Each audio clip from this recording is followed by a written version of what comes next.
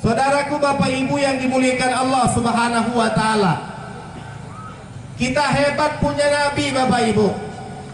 Nabi sayang sama kita, sampai disebutkan ketika Allah turunkan satu ayat, wala sawfa yu'tika rabbuka fatarda.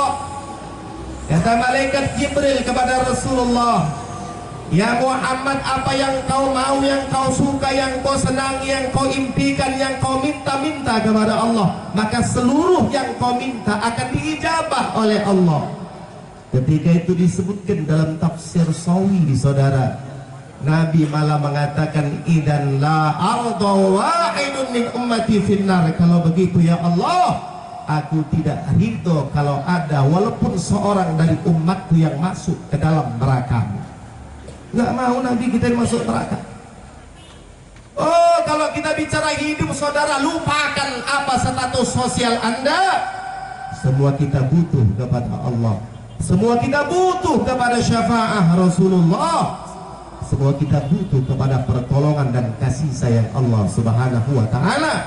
Salah satu majelis yang kita buat hari ini adalah salah satu majelis yang mengundang rahmat dan kasih sayang Allah. Jadi apa yang disampaikan oleh Bapak Kapolsek tadi, memang inilah jalannya. Buat majelis, besarkan Allah, zikir kepada Allah, selawat sama Nabi, pasti mereka tidak akan kecewa.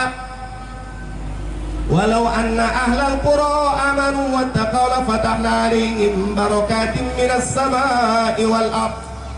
Kalau sekiranya kata Allah penduduk-penduduk bumi beriman bertakwa kepada Allah, la fatahna 'alaihim barakatim minas sama'i wal ardh.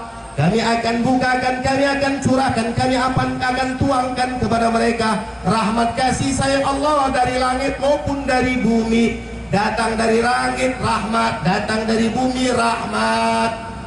Walakin kadzabu faqalnahum bima kanu yaksibun.